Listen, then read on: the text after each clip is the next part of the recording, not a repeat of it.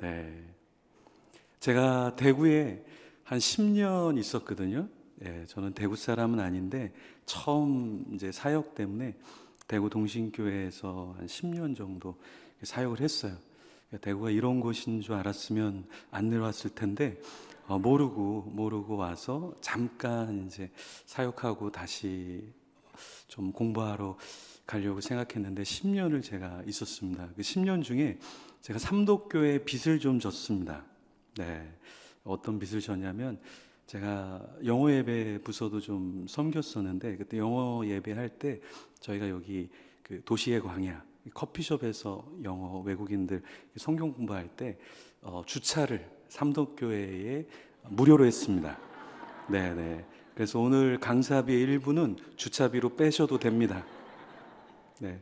우리 관리하시는 집사님한테 제가 저쪽에 교회에서 섬기는 사람인데 주차를 좀 할 수 있겠습니까? 그런데 흔쾌히 이렇게 할 수 있게 해주셔서 제가 마음속에 항상 이 삼독교회는 빚진 마음이 있습니다. 그래서 이렇게 와서 말씀을 또 전할 수 있어서 너무나 감사하고요. 제가 그림을 하나 좀 보여드릴게요. 이게 뭘까요? 이게 뭘까요? 네, 여러분들 좋아하시는 건데, 예, 연어입니다, 연어. 혹시 답을 모르시는 분은 제가 답을 아니까 작게 대답하세요. 틀려갖고 본인도 황당하고 옆에 있는 분도 황당하고 주님도 내가 저걸 저렇게 창조하지 않았는데 깜짝 놀라실 수 있거든요. 예, 이 연어예요. 이 연어는 내비게이션이 없이 2만 킬로를 자기가 태어난 곳에서 이 태평양과 바다로 갔다가 다시 돌아오는 물고기라고 하잖아요. 그렇죠? 근데 여러분들 그 이 연어를 예, 제 얼굴 이렇게 보여주셔도 돼요. 네, 아무리 보기 싫어도 그림은 한 5초 정도만 띄워주시면 돼요. 네, 그 이 연어가 산란을 할 때 강으로 이렇게 올라옵니다. 근데 그 제가 유학할 때 이 연어가 이제 산란하러 올라오는 것들을 이렇게 보면 연어가 그 냄새가 아주 독합니다. 왜냐하면 이제 자기가 이 다음 세대를 알을 놓기 위해서 2만 킬로를 달리면서 먹지를 않아요. 먹지를 않고 그 몸에 이 상처가 엄청나게 나 있어요. 그래서 연어가 이렇게 여러분들 TV에 보시면 이렇게 거슬러 올라가잖아요. 그러니까 제가 직접 이렇게 눈으로 보니까 거슬러 올라가서 올라갈 수 있는 강줄기가 아닌데도 많거든요. 그러니까 어떻게 올라가냐면 그 바위가 있잖아요. 그 바위를 몸으로 쳐서 그 반동으로 올라가는 거예요. 그리고 이제 이 나뭇가지들이 또 이렇게 있는데 그 나뭇가지를 그냥 해집고 찢기든 말든 해집고 그냥 올라가는 거예요. 그러다 보니까 이 연어가 이제 산란하러 딱 정상에 이제 시냇가의 끝에 가면 이 연어 밭이거든요. 그냥 다 연어예요, 연어. 그냥 바켓스 같은 거 이렇게 딱 놔두면 그냥 들어가요. 그냥 들어가요. 그리고 릴락시 이렇게 던지면 연어가 너무 많아가고 그냥 던졌다가 감으면 그냥 연어가 잡힐 정도로 연어가 되게 많아요. 근데 거기 끝에서의 연어는 냄새가 너무 지독해요. 몸에 다 이 상처 투성이. 근데 이 연어가 암 수컷이 이 산란을 하고 같이 다 죽어버립니다, 거기서. 그러니까 우리가 생각할 땐 산란하고 다시 이제 바다로 갈 것 같잖아요. 근데 이 연어라는 것은 자기 몸을 돌보지 않기 때문에 그냥 거기까지예요, 거기까지. 그리고 이제 죽는 거죠. 네. 사진 한 장 또 보여드릴게요. 이게 뭘까요? 네. 네. 이게 천축잉어라는 거예요, 잉어. 그냥 우리 잉어인데, 이 천축잉어는 수컷이 알을 자기 입속에다가 집어넣고 부화할 때까지 먹지를 않고 생을 사는 거예요. 이 새끼가 날 때까지. 그렇죠? 한번 사진으로 보여드리면 이런 모습이에요. 입 안에 알을 다 집어넣는 거예요. 그러면 이 천축잉어가 맛있는 게 있을 때 뭐 먹을 거를 잡고 싶을 때 먹을 수 있을까요? 못 먹잖아요. 이걸 다 뱉어내야 되잖아요. 그러니까 나의 뭔가를 위해서 다 뱉어내고 또 알을 이렇게 집어넣을 수는 없는 거잖아요. 위험에 빠지게 되잖아요. 그죠? 자기 알들이, 이 새끼들이.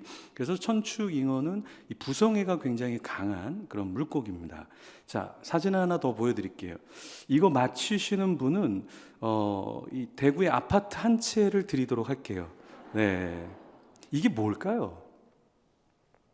네, 이거는 많은 거미 중에서 염랑거미라고 하는 거미예요. 거미는 자기 새끼를 놓을 때 다 그런 건 아닌데 이 염랑거미가 특히 자기를 그 나뭇잎에다가 칭칭 감아 맵니다. 그러면 알을 놓고 이 새끼를 놓은 다음에 어미가 움직일 수 있을까요, 없을까요? 못 움직이죠. 못 움직이죠. 근데 거미의 특징 중에 한 가지가 뭐냐면 거미는 살아있는 것을 먹는다는 특징이 있어요. 그렇죠? 그럼 새끼가 태어나면 어떤 것을 먹을까요? 처음에 어미를 먹게 돼 있는 거죠. 그래서 미물인데도 자기의 다음 세대를 위해서 자기의 모든 것을 다 헌신하는 모습, 그것이 있다. 그래서 그 다음 세대가 될 수 있도록 한다라는 거죠. 네. 제가 이제 교회 헌신 예배를 드리고 저도 이제 많은 교회들을 이렇게 다니면서 우리가 다음 세대를 어떻게 섬길 것인가라는 거는 사실 여기에 많은 인사이트들이 있는데 이렇게 제주도에서 지도자들 이렇게 집회를 하는데 해외에서 와 있는 지도자분이 강의를 듣고 그때 리더십 강의를 했는데 목사님 우리 교회에 초등학교 아이가 제 말을 잘 안 듣습니다 그러더라고요. 그래서 제가 여쭤봤어요. 그럼 그 아이에게 밥을 한번 사줘 본 적이 있냐? 밥을 사준 적이 없대요. 밥부터 먼저 사줘라. 우리 교회 장로님들, 권사님들 여기 계실 텐데 다음 세대들이 우리 장로님 성함을 알까요? 우리 권사님 성함을 알까요? 잘 몰라요? 그 이유는 뭐냐면 밥을 안 사줬기 때문에 그래요.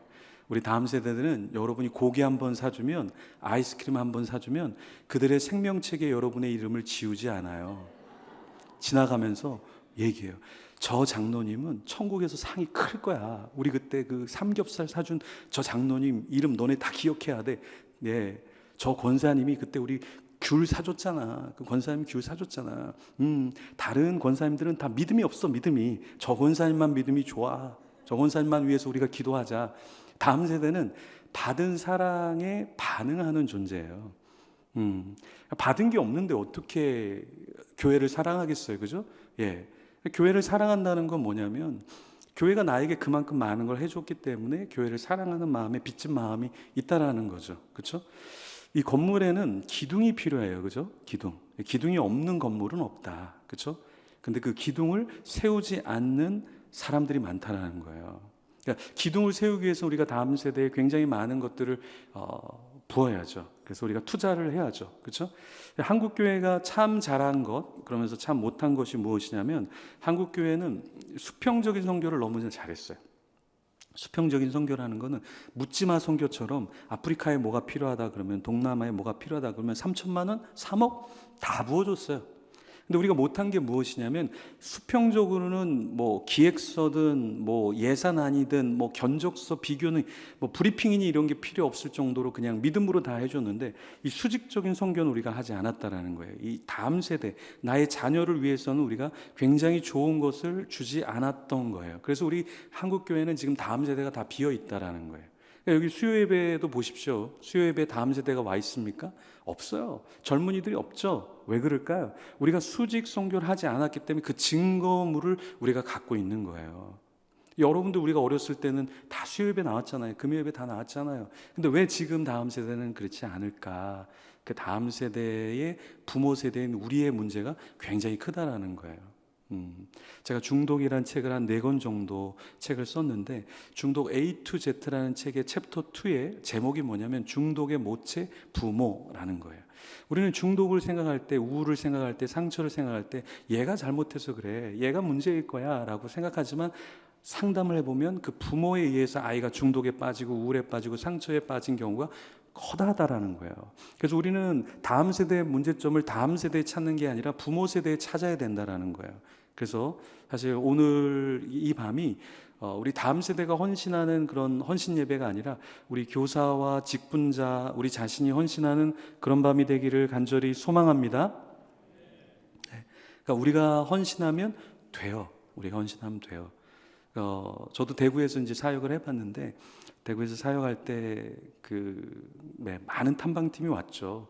분당 우리 교회 이찬수 목사님 교회부터 해서 김남주 목사님 열린 교회, 세대인 교회, 지구촌 교회, 안산동산교회 뭐 이름만 대면 다 알만한 교회들, 저쪽에 전라도에 있는 큰 교회들 다 탐방 왔어요. 그래서 제 사역 중에 하나가 일주일에 탐방팀이 기본적으로 두세 팀 정도는 탐방팀이 와서 우리 청년부 새벽 예배, 청년부 교육, 뭐 주일 예배, 또 교육자들하고 이렇게 같이 하는 것들을 했거든요.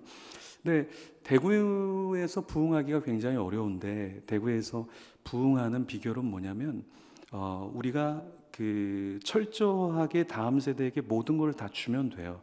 그러면 다음 세대는 여기는 우리한테 정말 주는구나, 그걸 알면 다음 세대가 몰려들어요, 사실은. 네. 그래서 저도 새벽 4시, 4시 반 일어나서 일부 새벽 예배 드리고, 다음 세대 새벽 예배 따로 만들어서 예배 드리고, 끝나면 양육하고, 끝나면 바로 신방하고, 그리고 끝나면 다시 교육자 회의하고, 점심에 신방하고, 3시부터 5시에는 전화 신방하고, 5시 좀 쉬었다가 집에 갔다가 7시부터 저녁 신방하고, 8시부터 10시에는 교육하고, 집회를 제가 대구 있으면서 11시 전, 12시 전에 집에 들어가 본 적이 없는 것 같아요. 그러니까 주일날에는 밤 10시에 모든 일정이 다 끝나거든요. 그러면 사역자들하고 같이 그때부터 회의하는 거예요. 오늘 있었던 예배에 우리가 미진했던 거, 주중에 해야 될 것들, 그리고 앞으로 일어날 한 텀에 보통 한 35가지 정도를 대학교식으로 해서 프로그램을 만들어서 35가지 정도를 했거든요. 그러니까 이것들을 우리가 어떻게 해야 할지 점검하고 하면서, 이제 관리하는 집사님이 목사님 나가셔야 됩니다. 그러면은 알겠다고 하고, 항상 관리 집사님이 집에 가라 그러면 문 닫고 이렇게 나오고 그랬어요. 그렇게 하니까 나중에 몸이 안 좋아지더라고요. 네. 네, 어쩔 수가 없는 것 같아요. 우리가 주님을 위해서 뭔가를 한다라고 하는 것은 내 몸을 돌보는 순간 공동체는 돌아가지 않는다. 공동체는 자양분을 받지 못한다. 모든 것을 다 우리가 내어줘야 다음 세대가 커지고, 그 다음 세대가 그것을 보고 따라서 그대로 다음 세대가 섬기게 되는 거거든요. 제가 수도권에 있을 때 저희 집이 서울에 섬기는 교회는 은평구 응암동이었고, 저희 집은 이제 그 반대쪽에 있는 수도권이었는데, 제가 한 3년을 일주일에 한 4번 정도 신대원 다니면서 4번 정도를 제가 교회를 갔어요. 파트 전도사 때. 네. 그리고 열심히 섬겼죠. 아이들 이렇게 같이 수요일 날도 가서 밥 먹이고, 네. 금요일 날 저녁에 가서 섬기고, 토요일 날 섬기고, 주일 날 섬기고. 근데 그때 이 아이들이 제가 전도사인데, 제가 뭐 중소기업 사장처럼 얼굴이 생겼는지 떡볶이집 가도 뭐 돈가스 시키고 정식 시키고, 그걸 저한테 물어보고 시키는 게 아니라 자기들이 알아서 막 시켜요. 그리고 계산할 때는 전사님 저기 계산하는 데입니다, 이렇게 하면서 같이 먹고 자고 이렇게 했는데, 제가 받는 사례비를 다 사실은 아이들한테 쏟았고, 제가 영어를 조금 할 줄 알아서 그때 이제 영어를 한 10명 정도 과외를 했는데, 과외비 받으면 다 아이들 밥 사주는데 썼어요. 그리고 나서 이제 유학한다고 이제 유학을 갔는데, 한 친구가 지금은 이제 목회자 사모가 돼 있는데, 그 옛날 그 이야기를 하는 거예요. 자기가 모든 전도사님이 다 자기네 밥 사주고, 모든 전도사님이 다 일주일에 4번씩은 오고 그런 줄 알았더니 그러지 않다라는 걸 알고 눈물을 굉장히 많이 흘렸다라는 거예요. 근데 자기가 교회를 개척했는데, 교회를 개척해서 자기가 목회를 하는데 자기가 똑같이 하고 있다라는 거예요. 그때 전사님이 했던 것처럼 자기가 그렇게 흉내를 내고 있는데, 그게 얼마나 어려운가를 지금 나이가 드니까 조금 알 수 있겠다. 그래서 제가 그 교회가 잘 이렇게 부흥하고 성장하면서 집회를 했는데, 제가 많이 울었어요, 그때. 왜냐하면 그 친구의 마음을 느낄 수가 있으니까. 나는 그냥 전도사 사역하고 떠난 건데, 이 아이는 나를 생각하면서 그 오랫동안 울었다는 생각을 하니까 그게 마음으로 확 느껴지는 거예요. 그리고 제가 하는 대로 똑같이 하고 있다는 얘기를 듣는데, 그래, 참 어렵지만 잘하고 있구나. 참 마음감이 교차하더라고요. 그래서 여러분, 우리는 성경을 읽잖아요, 그죠? 우린 성경을 읽잖아요. 근데 세상 사람들은 성경을 읽을 수 없어요. 믿지 않는 사람들은 하나님을 모르기 때문에 하나님을 볼 수가 없어요. 근데 세상 사람들은, 우리 다음 세대는 누구를 읽냐면 선생님, 직분자, 예배자, 우리를 읽고 있다라는 거예요. 세상 사람들은 이 하나님의 예배, 이 웅대함, 이 찬양할 때 하나님 주시는 그 깊은 임재와 감동 느끼지 못해요. 근데 우리가 감동되고 말하는 것, 생각하는 것, 우리의 방향성을 보고 세상 사람들은 깜짝 놀라요. 어떻게 저렇게 살 수가 있을까? 난 저 사람 때문에 예수님 믿어야 되겠어. 우리가 성경인 거죠. 그 사람들에게는 우리가 살아있는 무빙하는 바이블인 거죠. 그래서 우리가 하는 말과 삶을 통해서 전도가 되는 거고 도전을 받는 것이고 내가 다시 신앙생활을 해야 되겠구나, 그걸 경험하게 되는 거예요. 감동은 성경의 지식에 써 있는 것이 아니라 우리가 하나님 앞에서 독대할 때, 그 하나님의 마음을 갖고 있을 때 세상 사람들조차 고개를 숙이게 되고 나도 신앙생활을 해야 되겠어라는 마음을 갖는다라는 거예요.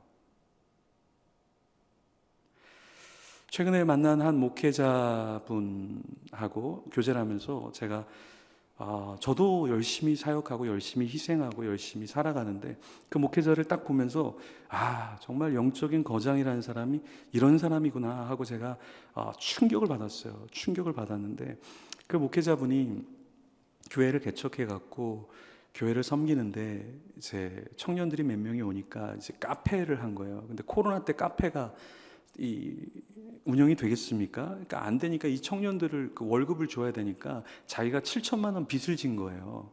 목회자가 7천만 원 빚을 줘서 청년들한테 그 월급을 주면서 같이 하는 거죠. 그러니까 지금은 카페가 잘 돼서 참 운영이 되고 있지만 카페 하는데 돈이 없으니까 인테리어 하는데 목회자가 무슨 인테리어 할 줄 알겠어요. 혼자서 전기 배우고 이렇게 목공 배우고 그래서 자기가 다 했는데 한 청년이 붙어가고 같이 하는데 이 날카로운 톱에 이 손목이 빈 거예요. 그래서 목사님이 어려움을 당했는데 한 달 뒤에 같이 도와오는 청년이 또 똑같이 또 칼날에 이 손이 다친 거예요. 피가 철철 흐르니까 이제 병원에 가갖고 이제 수술을 받아야 되는데 얘가 없어진 거예요. 그래서 한참을 찾으니까 빵을 사오더래. 빵을 사오면서 우유를 사오더래. 그래서 야, 너 지금 수술해야 되는데 지금 어디 갔다 온 거야? 그러니까 목사님 오늘 하루 종일 하나도 못 드셨잖아요. 하나도 못 드셨잖아요. 피를 철철 흘리면서 그 빵을 사왔다라는 거예요. 그 교회가 그렇게 세워지니까 청년들이 10의 1조 이상을 한다라는 거예요. 제가 그 이야기를 듣고 뒤통수를 맞은 것 같았어요. 저도 나름대로 헌신한다고 헌신하고 열심히 살아가는데 이 정도까지 해야 되는구나. 이 정도까지 가야 되는구나. 우리 목회자라는 건 이 정도까지는 가야 목회를 한다라고 말할 수 있고 개척 목회를 한다라고 말할 수 있구나. 하나님이 우리를 사용하시는데 어떤 사람을 통해서 사용하시냐면 계산하지 않는 사람을 통해서 하나님은 사용을 하세요. 우리가 이 종교인이 된다라는 건 무엇이냐면 계산이 들어가기 시작하면서 우리는 종교인이 되는 거예요. 내가 이걸 해야 될까 말아야 될까, 내가 이것을 운영해야 될까 말아야 될까, 이렇게 해야 될까 저렇게 해야 될까는 이미 우리는 머릿속에 엄청난 계산을 하고 있다라는 거예요. 오늘 본문에 보면은 이 종교 지도자들이 예수님을 죽이려고 해요. 근데 예수님의 생각은 죽는 거에 대한 두려움이 없어요. 예수님께서는요. 근데 이 종교 지도자들이 얼마나 얄팍하냐면 이 종교 지도자들이 뭐라고 얘기하냐면 이렇게 얘기해요. 우리가 예수를 잡아 죽이려고 의논하는데 이 5절 말씀에 보면 어떤 이야기를 하냐면 이 사람들이 밀란이 날까 두렵다라는 이야기를 해요. 밀란이 날까 두렵다. 여러분 이게 무슨 말이냐면 예수님을 죽이려고 하는 자들이 자기에게 조금이라도 손상과 손해가 있으면 안 되니까, 밀란이 나면 안 되니까 우리가 조금은 유보하면서 때를 좀 기다리자라는 말이에요. 이게 종교인들이 생각하는 생각이에요. 내가 헌신할까 말까? 내가 예배할까 말까? 내가 낮출까 나 자신을? 이걸 생각하는 자체가 이미 종교화되어 가고 있다는 거예요.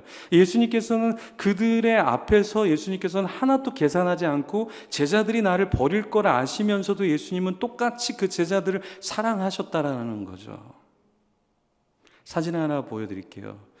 이게 1480년에 보쉬라는 사람이 그린 그림이에요. 히에로노미스 보쉬라는 사람인데 이 1480년대 화풍은 미켈란젤로, 마키아벨리, 리오나르도 다빈치 그 사람들의 그림은 우리가 잘 아는 천사 십자가가 나타나고 예수님, 어머니가 예수님을 안고 있는 사진, 굉장히 평화로운 그런 사진들이 다 줄을 이루는 그런 화풍이었어요. 근데 이 벨기에의 화가인이 보시는 십자가에 대한 그림을 그리는데 21세기에 그릴 법한 그림을 그 당시 그렸다라는 거예요. 저 많은 사람들의 얼굴을 보십시오, 여러분. 탐욕으로 쪄들어 있잖아요. 군인들, 유대인들, 종교 지도자들, 여인. 그런데 여기에서 십자가를 지는 사람은 한 명도 없어요, 예수님 외에는. 십자가 곁에는 있지만 십자가를 지는 사람은 없다라는 거예요. 한국 교회의 지금 문제는 뭐냐면 십자가를 지는 사람들은 다 사라지고 있고 십자가 곁에서 나도 헌신하는 것 같아 라는 그 모양만 갖고 있는 사람들이 수두룩하게 있다라는 거예요. 수두룩하게 있다라는 거예요. 계산적으로 섬기기 시작하죠. 내가 이것까지 교육해야 돼? 이렇게까지 신방해야 돼? 내가 이렇게까지 노력을 해야 돼? 이렇게까지 참아야 돼? 십자가를 지는 사람은 없어지는 상황 가운데 있다라는 거예요. 제자 오카눔이라는 영화가 있어요. 그 영화를 보고 참 많이 울었습니다. 그리고 나서 나온 영화가 광인 오카눔이라는 거예요. 그 오카눔 목사님 사랑의 교회 제자훈련으로 한국 교회를 깨운 분의 영화죠. 광인 오카눔을 보면서는 울지 않으리라 했는데 한 대목에서 너무 많이 울게 됐어요. 그게 뭐냐?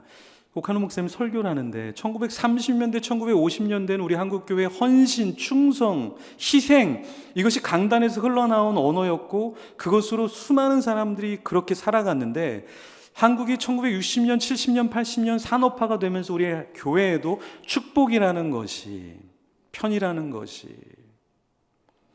하나님의 선물이라는 것이 강조되면서 십자가를 지는 사람들이 사라졌다라는 거예요. 너무 공감이 되는 거예요. 영화관에서 엉엉 울었어요. 우리 교회가 지금 문제가 뭘까요? 우리 교회의 지금의 문제는 희생하는 사람이 없기 때문에 그래요. 계산적이기 때문에 그래요.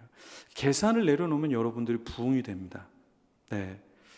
제가 유학할 때 젊은이 부서를 했는데 그 외국에서도 한국 사람이 많지 않기 때문에 부흥되기가 굉장히 어려워요. 근데 공동체가 이렇게 부흥을 할 때 제가 한 번도 그 친구들 리더들을 위해서 내가 교육을 해야 되겠다. 그러니까 아내가 당신 공부하러 왔냐, 사역하러 왔냐. 그래서 할 건 해야지. 그래서 한 번 더 제가 교회를 갔는데 일주일에 4번을 유학하면서 교회를 가는데 왕복 몇 킬로였냐면 왕복 100킬로였어요. 왕복 100킬로를 일주일에 4번을 갔어요. 성서학, 시리아어, 아람어, 히브리, 헬라어, 성서 고대 언어 공부하면서 교회를 열심히 갔어요. 눈이 엄청나게 쏟아지는데도 갔어요. 내가 예배가 중요하다 그러는데 내가 예배를 안 가면 어떡해. 그래서 그 좋지 않은 차를, 그 오래된 차를 끌고서 왕복 100km를 갔어요. 눈이 엄청나게 왔어요. 언덕을 올라가는데 진짜 올라갈 수 있을까? 엄청나게 올라가야 되는 그 언덕을 내가 갈 수 있을까? 참. 근데 그렇게 섬기니까 부흥을 하게 되더라고요. 예. 정말 저도 멀리서 왔지만 멀리서들 예배하러 오더라고요.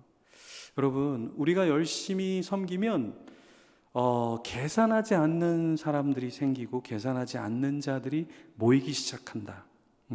저는 서울 품능교회에서 예배를 드리고 있어요. 충무로 쪽에서 예배를 드리는데 대구에서도 저희 교회 예배하러 왔다 가는 분이 있어요. 왕복 700km.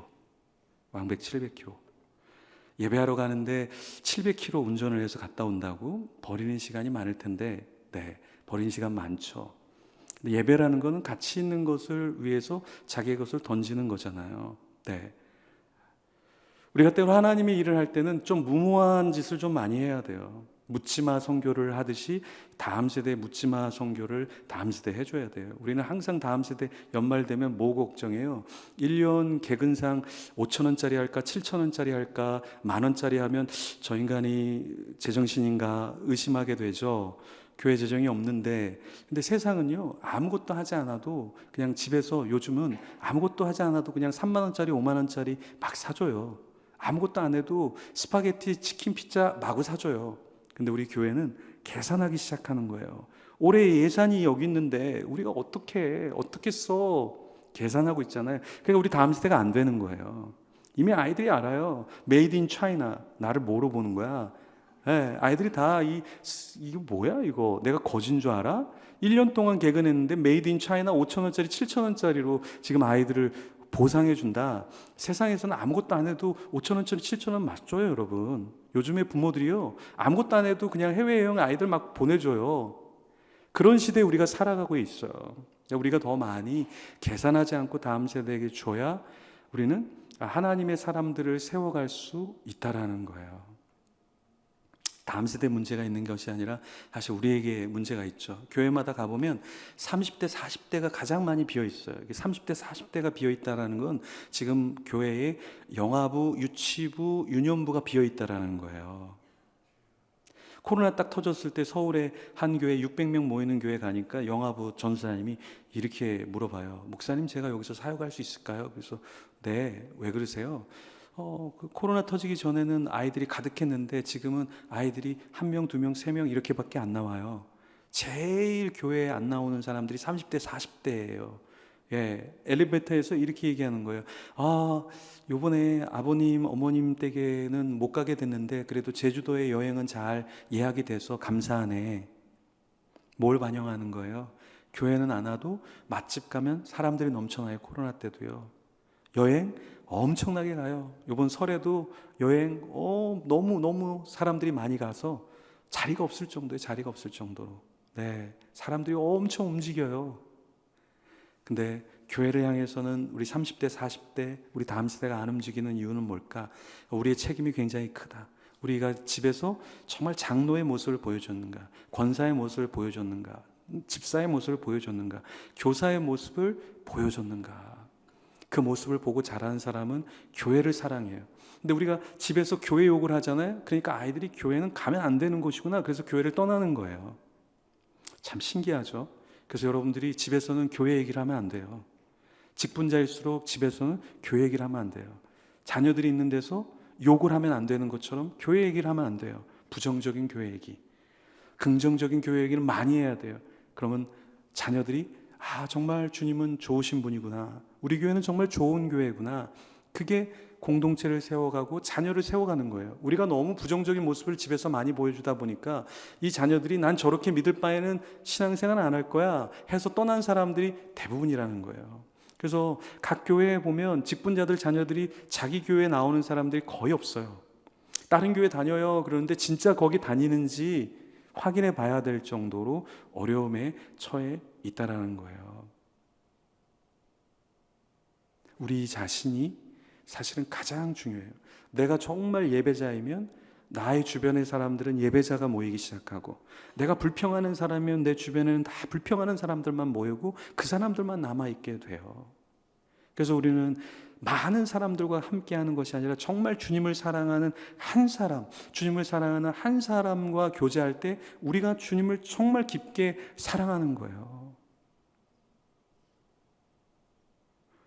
저랑 같이 동역하는 선교사님이 있는데 몸이 안 좋아요. 너무 열심히 사역했거든요. 70일을 선교한다고 집에도 돌아오지 않고 정말 열심히 사역을 했어요. 젊을 때. 몸이 안 좋아졌어요. 너무 안 좋아졌어요. 요 근래에 한 1년 정도는 이러다가 죽는구나까지 이 아픈 여러 가지 몸 상태였는데 이렇게 만나서 제가 그랬어요. 선교사님, 우리가 아프니까, 저도 몸이 좀 안 좋았었거든요. 우리가 아프니까 더 주님을 의지하고 더 영향력이 크지 않을까. 우리가 아프지 않을 때는 우리 힘이 있으니까, 우리가 할 수 있으니까 그걸 몰랐지만, 아프니까 우리가 집회를 가라 그래도 가서 생명 걸고 가서 어렵지만 가서 집회를 섬기는 거, 그게 더 값지지 않을까. 그러니까 그 선교사님이 그러더라고요. 개인적으로는 형님 이렇게도 이야기하는데, 형님 아프니까 진짜 힘들어요. 집회하러 가다가 2시간 쉬고 집회 끝나면 바로 누워야 되고 와서 아무것도 못하고, 근데 그게 섬김이다. 네. 저도 집회 요청이 있는데 제가 2월 달에 그 주일날 집회 요청들이 있는데 제가 못 갑니다. 일이 있어서 또 연합 집회도 하는 것들이 있어서 못 갑니다. 그랬는데 멀리 삼척에서 연락이 왔어요. 그래서 똑같이 말씀드렸죠. 못 갑니다. 제가 일정 조율하기도 힘들고 힘듭니다. 그러더라고요. 그래서 밤에 이렇게 SNS를 하고 있는데 그분이 SNS 친구를 추가를 해온 거예요. 그래서 제가 친구 추가를 하면서 강사분 잘 구하셨나요? 그러니까 제 설교를 듣고 있대요. 그래서 무슨 설교를 듣고 있습니까? 주일날 제가 했던 설교가 성도는 어려워야 합니다. 신앙은 어려워야 합니다. 라는 설교를 듣고 있다라는 거예요. 그래서 제가 깜짝 놀라서 그래, 강사도 어려워야지. 강사도 어려워야지. 네, 제가 가겠습니다. 삼척 한번 가려고 그러면 하루 종일 걸리고요. 당일날 못 돌아와요. 못 돌아와요. 근데도 하루 이틀 일정을 다 제가 뒤로 하고 가겠습니다. 강사도 어려워야죠. 성도도 신앙생활이 어려워야 되지만 강사도 목회자도 신앙생활이 어려워야죠. 사진 하나 보여드릴게요. 희생부활자 영화예요. 영화인데요. 저 주인공이 검사입니다. 검사. 예, 검사. 가난한 집안에 태어났던 아들, 이 진홍이라는 주인공이 검사가 됐어요. 근데 이 영화의 그 스토리는 희생부활자라는 건 억울한 일을 당한 사람이 다시 살아나서 첫 번째 보여주는 그 사람이 살인자라는 거예요. 억울한 일을 복수하기 위해서 나타나기 때문에. 근데 저 어머니가 교통사고로 이렇게 죽은 줄 알았는데 진홍이라는 검사에게 나타난 거예요. 그래서 정보처에서 이 사람이 살인자인 것 같다. 그래서 정부에서는 이 검사 진홍을 이제 뒷조사하기 시작했고, 진홍은 자기가 죽이지 않았기 때문에 엄마를 누군가 죽였기 때문에 엄마가 억울하게 나타났기 때문에 엄마의 진범을 잡으려고 막 추적을 하는 그런 영화예요. 그래서 그 엄마가 89번째 희생부활자로 태어났다, 이렇게 다시 돌아왔다라는 이야기인데, 나중에 알고 보니까 엄마는 왜 다시 돌아왔냐면 이 진홍이라는 검사가 검사가 되면서 기분이 너무 좋으니까 술을 마신 거예요. 술을 마시고 엄마가 이 야채를 파는 트럭을 이렇게 보고서 그걸 운전해서 막 운전을 하다가 이 소녀를 죽입니다. 소녀를 죽이는데 자기가 죽인 걸 몰라요. 만취해서 집에 와보니까 엄마가 차를 보니까 피가 묻어 있어요. 다시 어디로 한번 가봐야지 갔는데 아이가 죽어 있는 거예요. 그래서 어머니는 그걸 닦고 이 아들은 그걸 모르고 검사가 돼서 활동을 하고 있었던 거예요. 근데 이 죽었던 여자아이가 다시 희생부활자로 태어나서 자기 아들을 죽이려고 하는 거예요. 그 엄마는 그 아들을 너무나 사랑하기 때문에 그 아들을 보호하고 싶어서 희생부활자로 다시 이 땅에 왔던 거예요. 이 영화의 마지막 씬은 뭐냐면, 영화의 마지막 장면은 비가 주룩주룩 내리는데 그 진홍을 죽이려고 하는 그 여자 아이 앞에 엄마가 이 시멘트 바닥에 주저앉아서 엉엉 울면서 자기의 이마를 시멘트 바닥에 찧어요. 피가 줄줄 흘러요. 그러면서 그 아이한테, 소녀에게 뭐라고 구걸하면서 애원하냐면, 우리 아들은 아무 죄가 없어요. 내가 죄인이에요. 나를 죽여주세요. 하면서 엉엉 울어요. 저는 그 모습을 보면서 예수님이 생각이 났어요. 예수님이 생각이 났어요. 예수님은 아무런 죄가 없는데 나의 죄를 위해서 예수님 돌아가셨잖아요. 근데 나는 모르잖아요. 나의 죄악과 나의 더러움을 예수님만큼 모르잖아요. 근데 예수님께서는 나의 모든 것들을 다 품으시고 그렇게 십자가에서 돌아가신 예수님의 모습이 드러나는 거예요. 우리가 온전하게 섬길 수 있다라는 거, 온전히 용서할 수 있다라는 건 뭐냐면, 이 예수님의 마음이 우리 가운데 있어야 돼요. 내가 교회를 향해서, 다음 세대를 향해서 머리를 찌으면서, 하나님, 제가 잘못했어요. 하나님, 뭔가 잘못됐는데 제가 잘못됐어요. 제가 이걸 좀 한번 뭔가 좀 해볼게요. 이 마음이 우리 가운데 있어야 돼요. 저는 대구에 있을 때 청빙이 들어왔어요. 제가 서울에 올라가자마자 청빙이 들어왔어요. 사역하면서도 규모 있는 제법 큰 교회에서 청빙이 들어왔어요. 저는 가지 않았어요. 개척을 했어요. 개척을 인생에서 한 번도 제가 생각해 본 적이 없어요.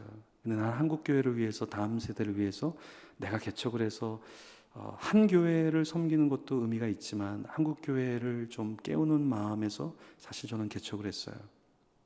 그래서 이 한켠에는 한국 교회를 향한 울음, 한국 교회를 향한 아픔, 그리고 우리 다음 세대를 향한, 우리 성도들을 향한 마음의 아픔이 있어요.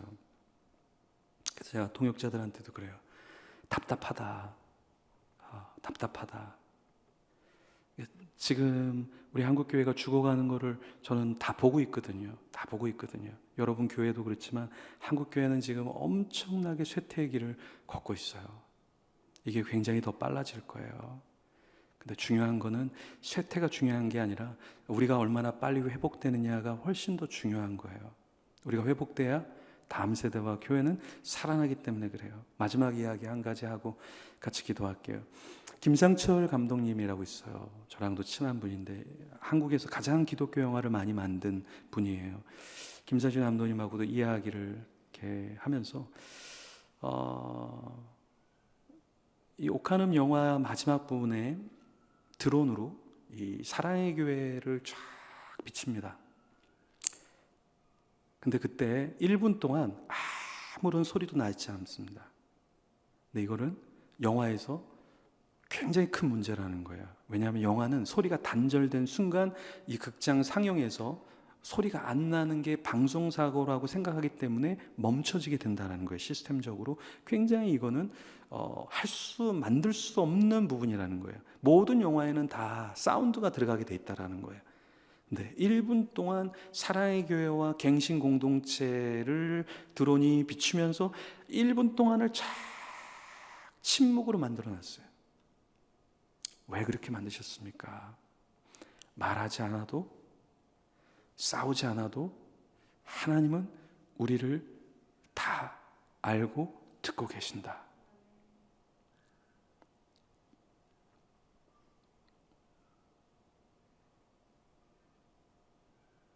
우리 말을 많이 해야 되고, 누군가를 죽여야 되고, 누군가의 문제를 정가시켜야 되고, 또 어떤 문제가 부각이 돼서 그것을 노출을 시켜야 되고, 그러면서 우리의 자존감, 우리가 나음, 우리의 의, 이런 것들을 드러내고자 하는 마음들이 우리 속에 있다라는 거예요.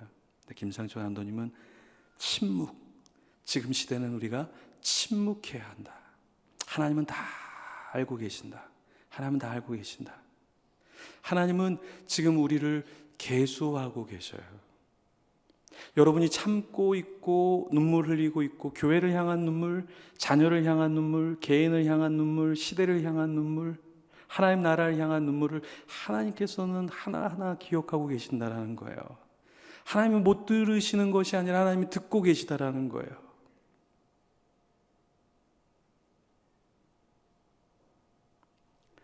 그 하나님의 숨결을 느끼는 자는 흐느낄 수밖에 없고, 하나님의 기쁨을 아는 자는 그 하나님의 기쁨 때문에 즐거워할 수밖에 없고, 다시 현실에 돌아와서, 현실은 여전히 처절하지만 그 하나님을 봤기 때문에 일어설 수 있는 힘이 우리에게는 있다는 것이죠. 우리가 헌신한다는 것은 무엇일까? 계산하지 않는 거예요. 하나님이 우리를 다 아시기 때문에 내가 나 스스로를 계산하지 않는 거예요. 판단하지 않는 거예요. 저자를 판단하지 않는 거예요. 침묵 가운데 있는 거예요. 하나님이 들으신다라는 그 침묵 가운데서 하나님께 고요하게 나가는 자가 진정한 이 시대의 헌신자가 되어지고, 하나님의 마음으로 부서를 섬기게 되고, 그 부서가 살아나게 된다라는 거예요. 한 사람만 미치면 돼요. 한 사람만. 여기 삼덕교회 한 사람의 장로님만 미치면 돼요. 여기 삼덕교회에 기도하는 한 분의 권사님만 있으면 이 교회는 바뀌어져요. 교사 중에서 한 분만 미치면 돼요. 한 분만 하나님을 바라보고 미치면 공동체는 바뀌어지게 돼 있어요. 시대적으로 하나님은 한 사람을 통해서 역사하셨다라는 거예요. 오늘 이 밤에 헌신하는 여러분이 되기를 소망합니다. 헌신은 내가 할 수 있는 것이 아니라 하나님의 마음을 주실 때 헌신되어지는 거예요. 우리 기독교의 신앙은 하는 것이 아니라 되어지는 거예요. 되어지는 거예요. 우리가 예수 그리스도를 믿는 건 내가 믿는 것이 아니라 믿어지는 거예요. 헌신은 내가 하는 것이 아니라 주님의 마음을 알기 때문에 계산하지 않고 주님께 드리는 거예요. 하나님의 마음을 아는 자, 침묵하고 주님의 부르심을 묵묵히 따라가는 자가 이 시대에 다음 세대를 세우고 교회를 세울 줄 믿습니다. 우리 시간에 같이 기도하겠습니다.